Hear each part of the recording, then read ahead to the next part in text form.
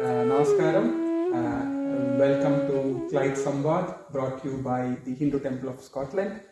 On the back of a couple of episodes where we have been talking about Sabarimala and Swami Ayyappan, today we have Ranjith with us. Ranjith has had the blessing of going to Sabarimala 18 times.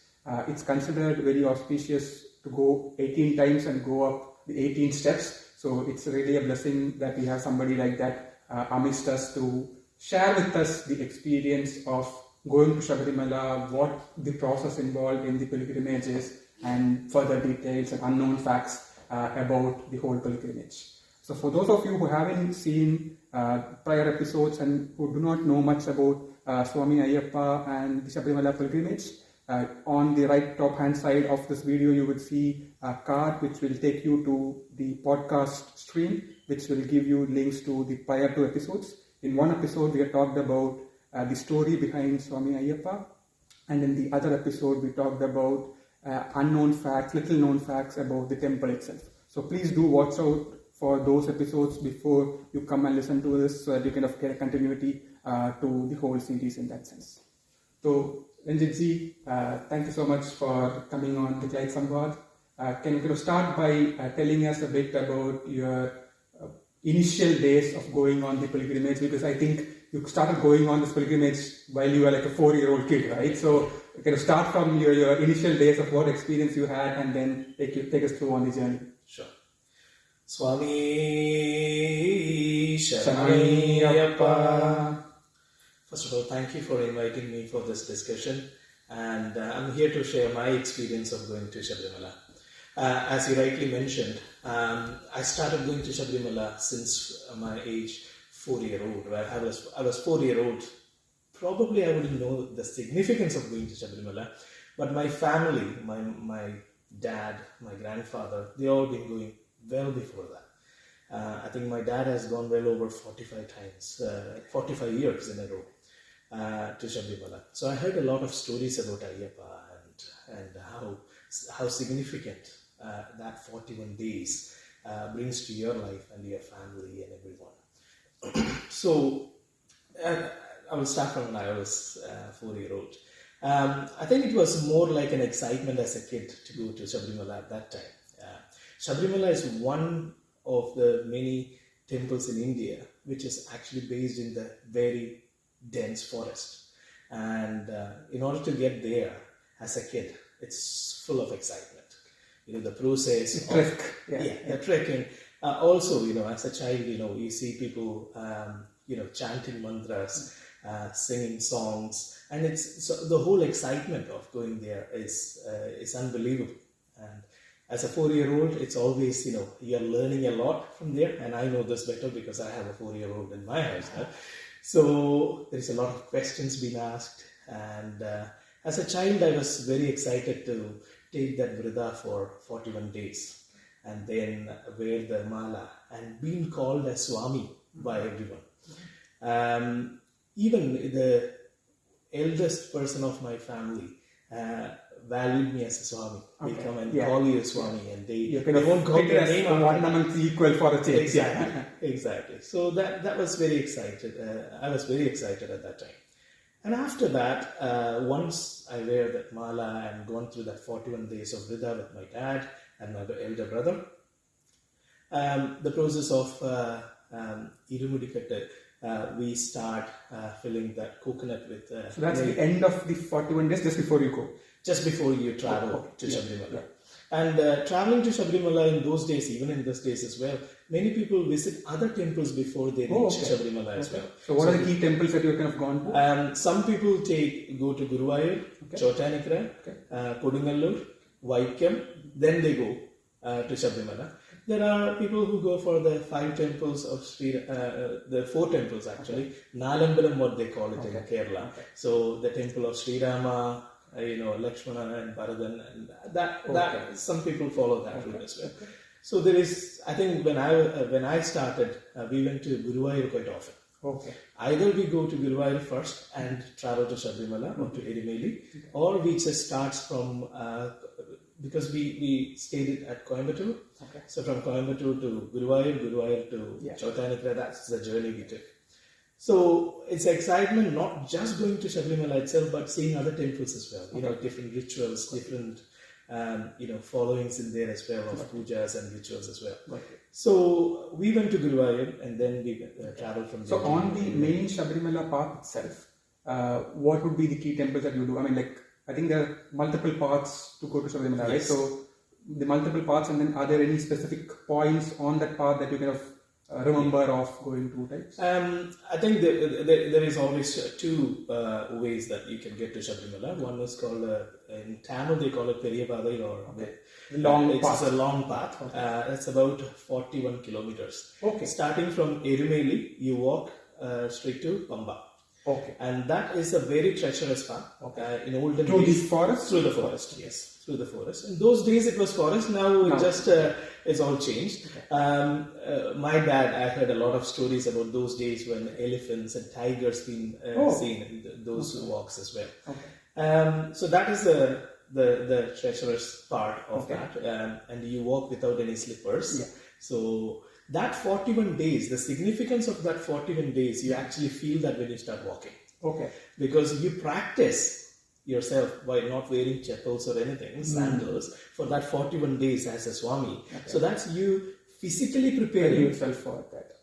The reason why they fast during that time, have food in the morning, in the afternoon, and the evening, fresh food and everything, because during that journey, there might be times that you walk a lot, you eat less. So there is all this physical preparation for the journey itself. And that in 41 days, in the morning we take shower, we chant ayyappa mantras, in the evening as well. That's for us to keep us going mentally. To go. So there is significance of both these things in there as well. Yes, physical and mental elements, because it's a long journey you're going to take. And you're not going on your own, just walking. You're carrying irumudikattu, you're carrying your other clothes and things like that. So going back the path, so one is the long path. Longest path. And the other one is traveling straight to Pamba. And then from Pamba you just take what they call Neelimala. The Blue Mountain, what they call it. But if you go in the longer route, then you go through Karimala, then there is Aruda, then you go to Pamba, then you go to Sabarimala from there. So one is Karimala Kaitam, that's a black mountain, what they call it. That is the difficult part to get through, because that's Karimala and Neelimala. Neelimala happens when you go through from the shop. But when you take the long route, you will go through Karimala, then you go to Neelimala, then you go to Sharangutti, then you go straight to Sabarimala. During that process, there are small temples in different checkpoints, which there's a lot of checkpoints. I'm not going to explain that in this episode. And during there, you do certain rituals. If you're going as a Kanni Swami, the first time you're going, you go to Arda, and there is from the water you take some stones, and then you go to Kalludangunna, you throw that stones in there. These are certain rituals that you take through that. And Sharangutti, what happens in Sharangutti? Sharangutti, there is called a Sharangutti Al. There is a banyan tree. So you take this Sharam, that means an arrow, which you take and just so you take the arrow from home. No. When you get to the Pamba, and you carry that from there. Some people will take that from Erumeli and carry that all the way and over there as well. So all these checkpoints are there in both these elements. Pamba is for people who are taking the short journeys, like people who come from elsewhere. But if you are going as a Kanni Swami, then you would like to go through the longer route to see how that works. And also, there is a lot of significance of Guru Swami there as well. Guru is a person who is showing us path. So a person who traveled to Sabarimala most times, that's the person who could actually pinpoint certain areas and show you, give you that valuable knowledge of how to get to Sabarimala without any issues. So in the previous episode, we talked a bit about the Irumudi Ketta. So we said that like there is part of, so there's two parts to it. One part is offerings that we have for the God, and the other part is things that we kind of carry for personal need on the journey. So given you have taken this multiple times, would be kind of good to know more about like what were the things that you kind of carried in both these parts and things like that. So there is a lot of significance for coconut, that neiteng, what they call it. Coconut filled with ghee in it. So basically anyone who travels to Sabarimala, if you want to take that 18 padis, that means the 18 steps, you need to carry irumudi. Okay. The other people also can travel without irumudi, but you are not allowed to step on the 18 steps. So you have to go through other steps around it. You can go and worship Lord Ayyappa and come back as well. Okay.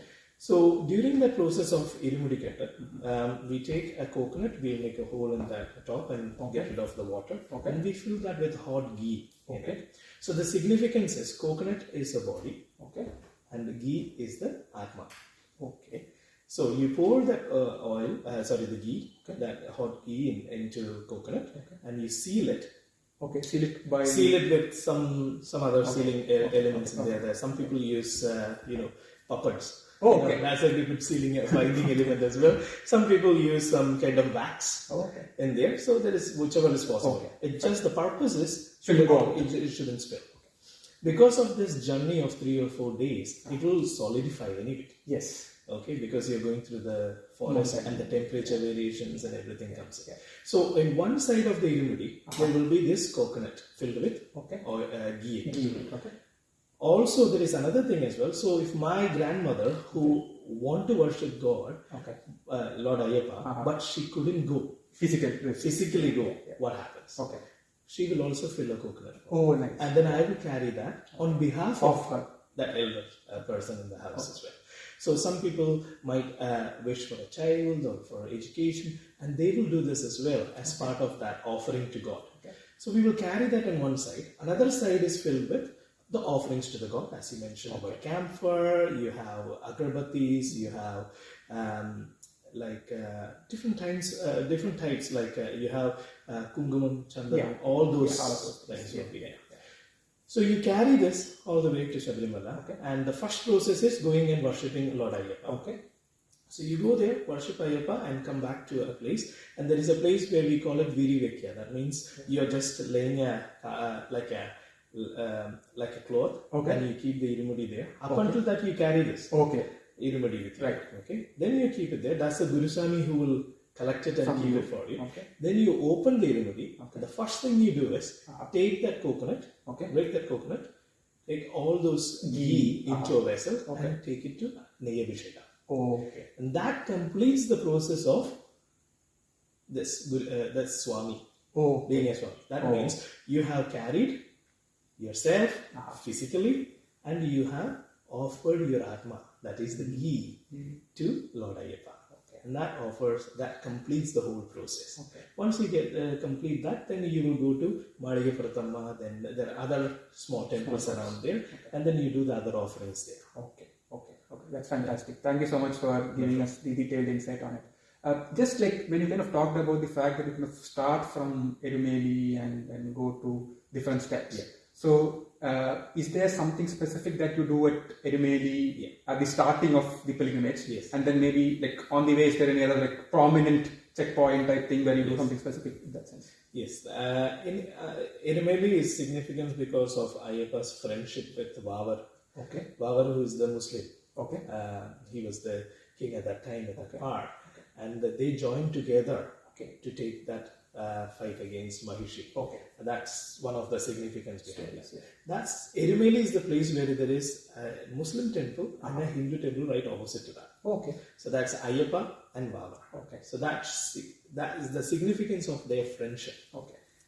That's one reason why in Ayyappa temple any religious people can come into the temple and worship Lord Ayyappa. So at Erumeli, the first thing they do is they go to Vavar temple, and then they do something called Payakatullar. So it's like they just celebrate there by having some music and dance and come to Ayyappa temple and they worship there, and that completes the process in there. And then from there, they travel to Sabarimala. In terms of the other thing as well, in Erumeli, the reason why there is Payakatullar is it's about happiness. It's about after having that all journey you have done from your house all the way to Erumeli, you're happy that that's the first checkpoint you have hit. And that you celebrate that checkpoint, and then you have the treacherous journey again. And then you travel from there as well.